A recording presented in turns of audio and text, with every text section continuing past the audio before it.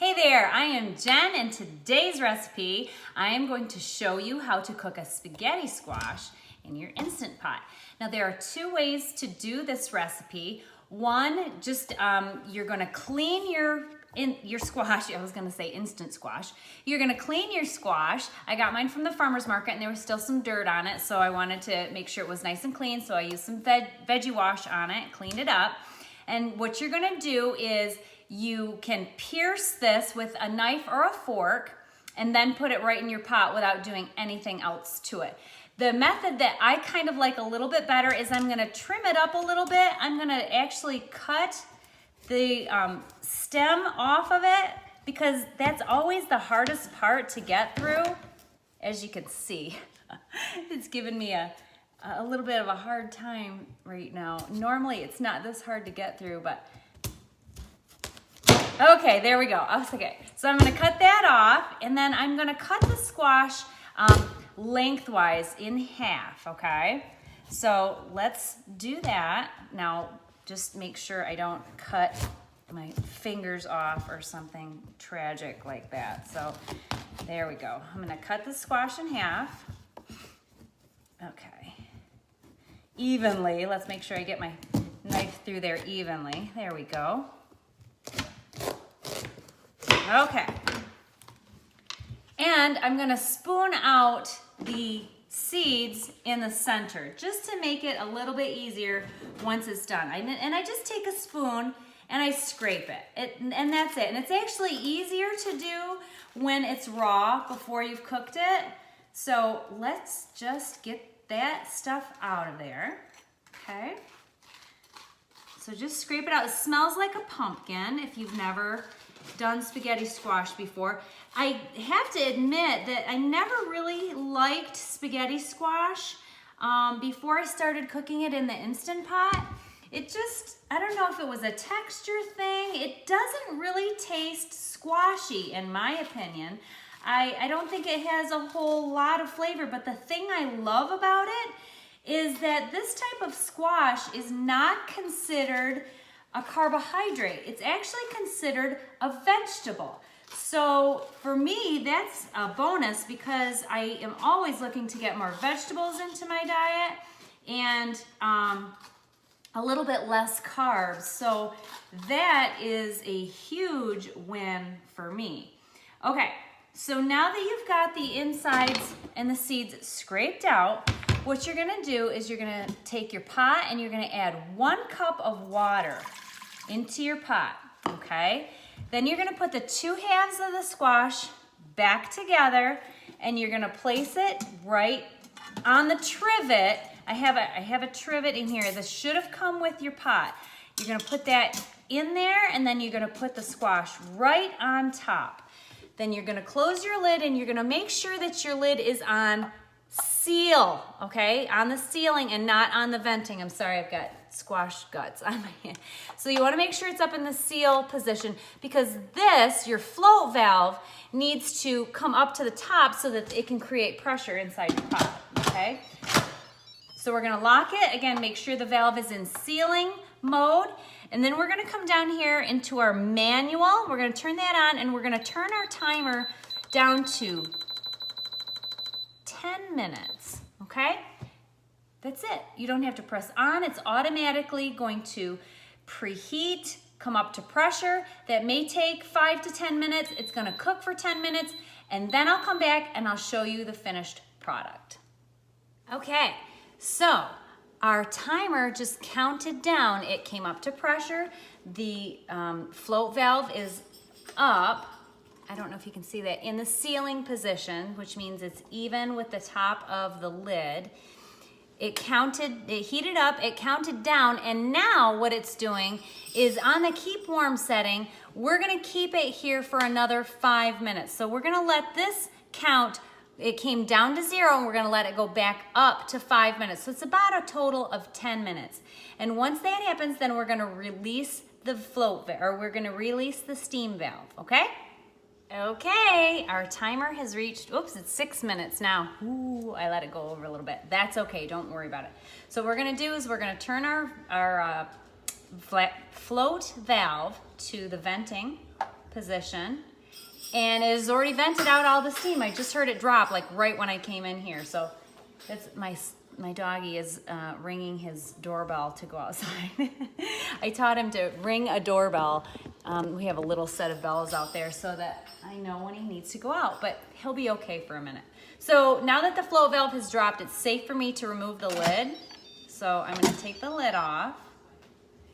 And this is gonna be really, really hot. If you can you see the steam? Yeah, you can kind of see the steam still coming out. So this is really hot. So you're not gonna wanna put your hands in here and take this out. What you're gonna wanna do is get a set of tongs and we'll take it out and I'll lay it here on the cutting board. I'll move this over so that you can see. And it smells good. It kind of smells a little pumpkin-y actually. So hold on, let me get something to grab it out and I'll be right back with you. Okay, I've got my little silicone grabbies and I don't have to grab the whole squash, but actually I can. I'm just gonna grab one side at a time. So I'm just gonna pull these out and there's a little bit of water in there. I'm gonna dump that out. Okay, and I'm gonna let those cool off for just a second while I take my rack out.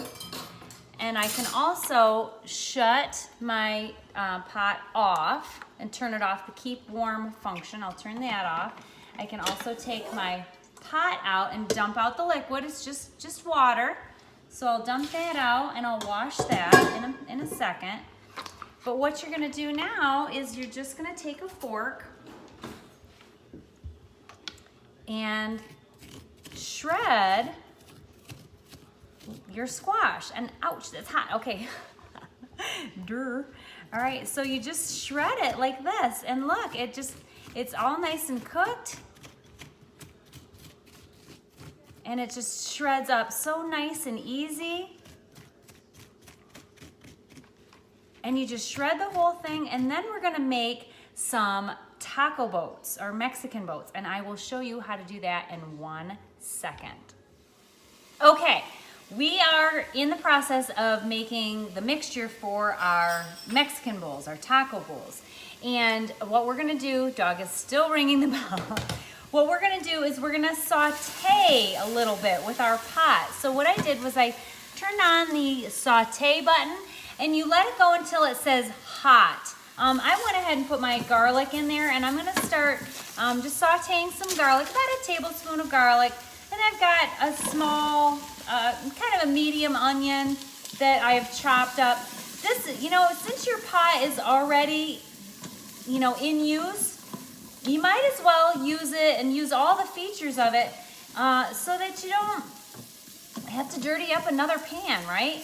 So saute this up in there. You can add in your beef or ground turkey if you want right in here as well. And just start sauteing it up. I would do like a pound and saute it up and then you're gonna drain it.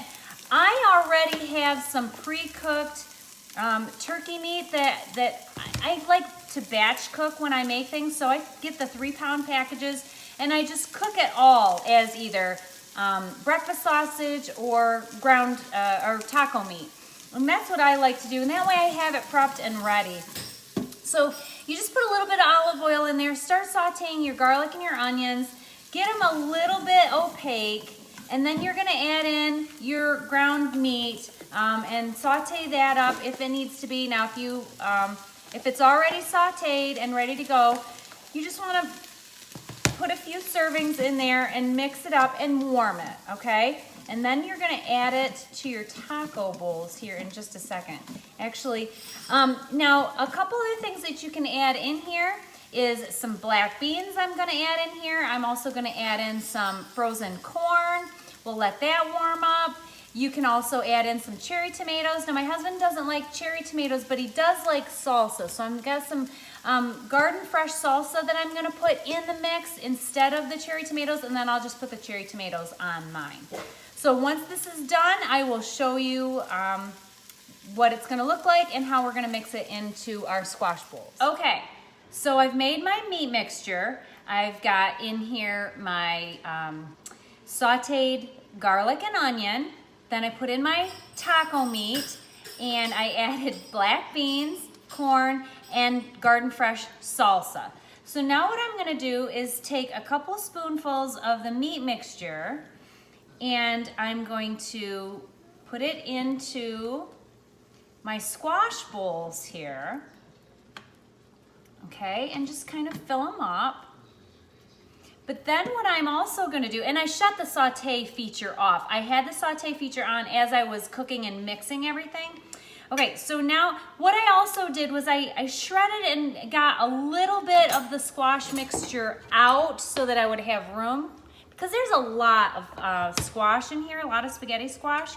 So I'm gonna stir this up and kind of mix the spaghetti squash in with the meat mixture that I just made. Oops, overflow. And I'm just gonna stir it in and mix it up a little bit in each one. And just mix the squash mixture into that.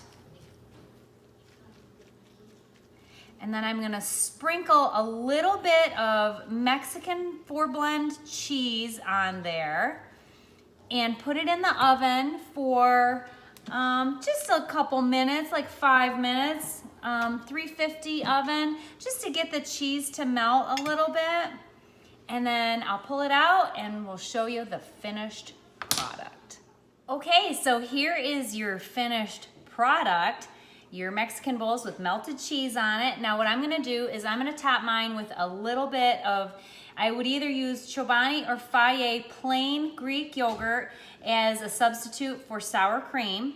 And see Kona, he wants some too, it smells really good.